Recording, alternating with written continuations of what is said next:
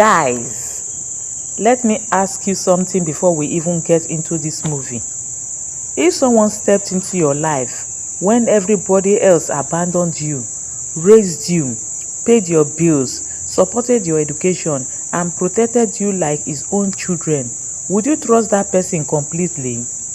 Or would you still ask questions when things around him start looking suspicious? Because that is exactly the question this movie, Uncle of the Year, throws at us. From the very beginning, we are introduced to a family that appears to be living a relatively normal life. There is banter, laughter, food, arguments, jokes, and all the everyday drama that makes a family feel real. But underneath all that laughter, there is mystery that keeps getting bigger and bigger. And at the center of everything is Uncle Edwin. Honestly, this man deserves an award for patience because the things these girls are doing, if there were some other uncle, we might have seen them packing their bags already. Hey! But what makes Edwin interesting is that he isn't simply presented as a strict uncle. He is a man who has taken responsibility for 3 girls after the death of their father. He stayed when other family members and friends allegedly walked away. He paid their bills, he supported their education, he made sure they are comfortable, he celebrated their achievements. He cooks, he provides, he protects, and most importantly, he is there. And that is where the movie becomes emotionally interesting. Because sometimes the person who loves you the most may also be the person you understand the least. One moment that really caught my attention was the Father's Day celebration. The girls surprised Uncle Edwin. The girls surprised Uncle Edwin with a cake and affectionately celebrate him. And even though he isn't their biological father, you can clearly see that he has occupied that fatherly position in their lives. Then comes the uncomfortable question. Why don't they call him dad? One of the girls basically reminds everyone that he is their uncle, not their father. And that little conversation may seem harmless, but for me, it carries a lot of weight. Because this man has practically performed the duty of a father, yet there is still an invisible boundary between him and the girls. And that boundary becomes even more interesting when we discover that their biological father left behind unanswered questions. Why did he owe so much money? What really happened after his death? Why did nobody talk about his financial situation? And why does Uncle Edwin become uncomfortable whenever the subject of their father comes up? Guys, this is where you should start paying attention.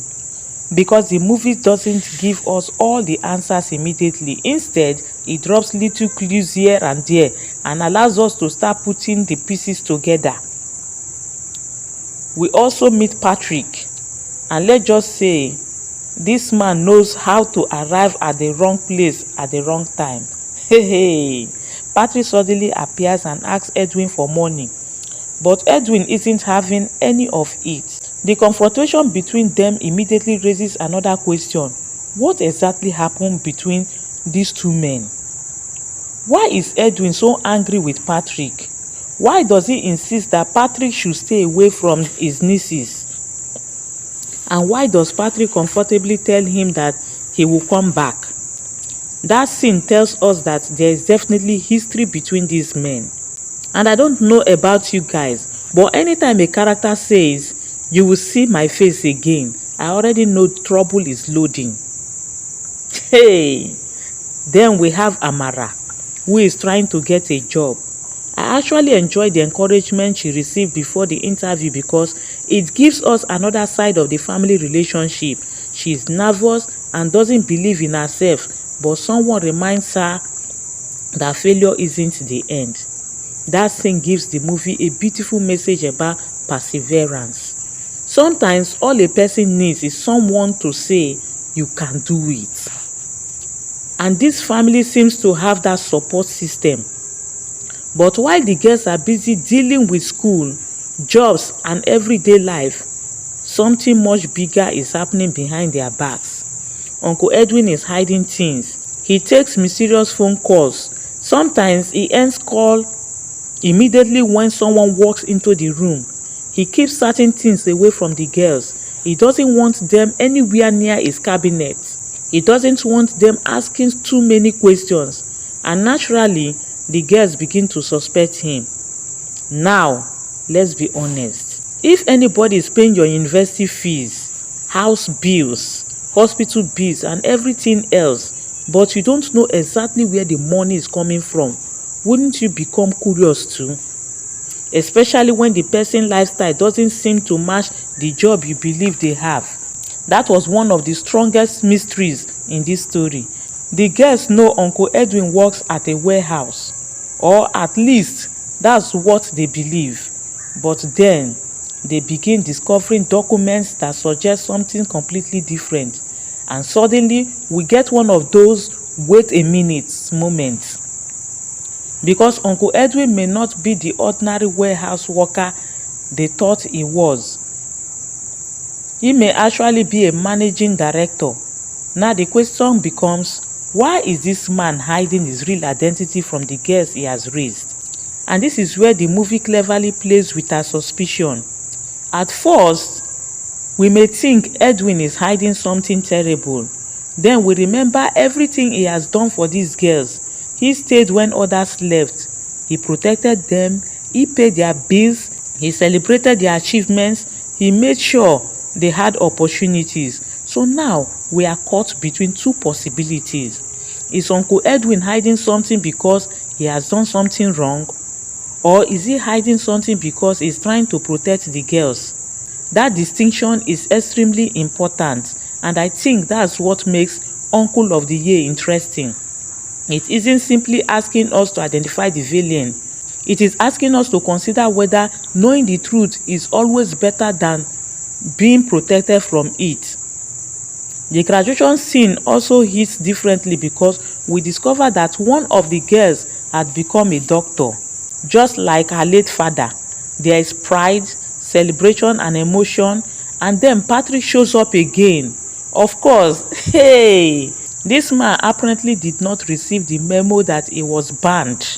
Edwin immediately confronts him and makes it clear that he doesn't want him anywhere near his nieces. And honestly, that scene tells us a lot about Edwin.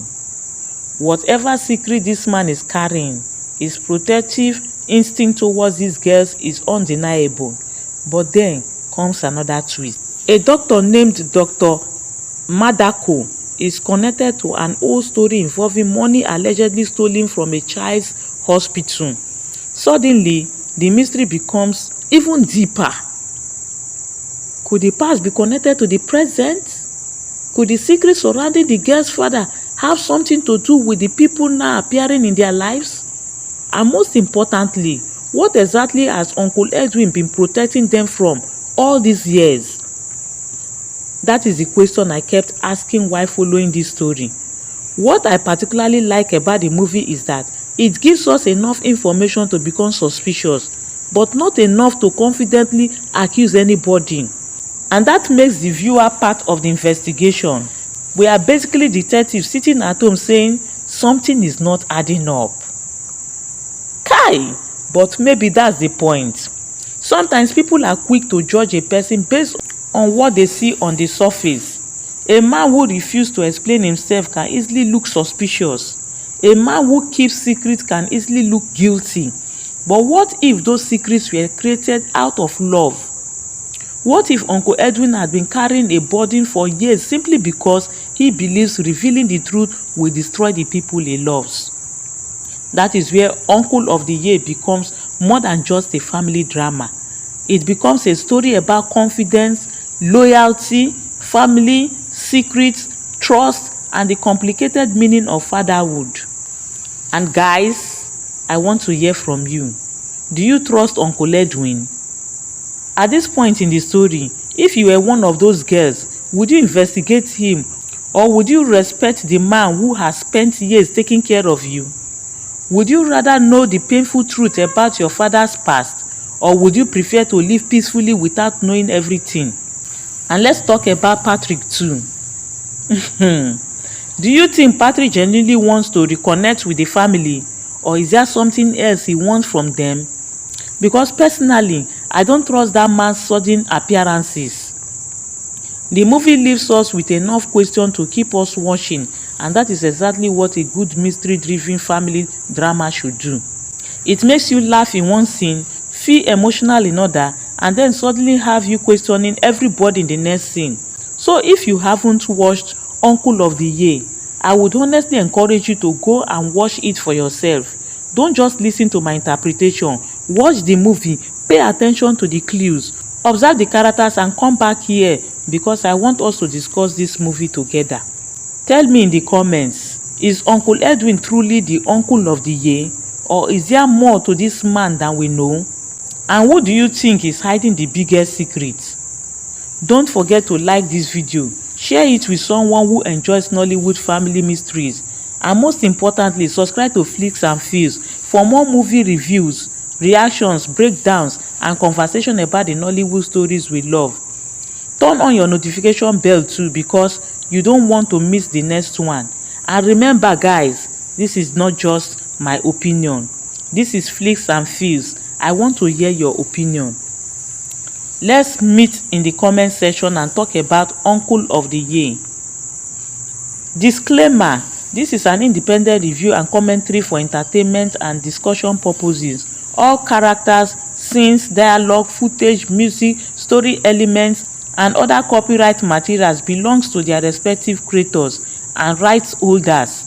This review does not claim ownership of the original movie and is intended to provide commentary, criticism, and audience discussion.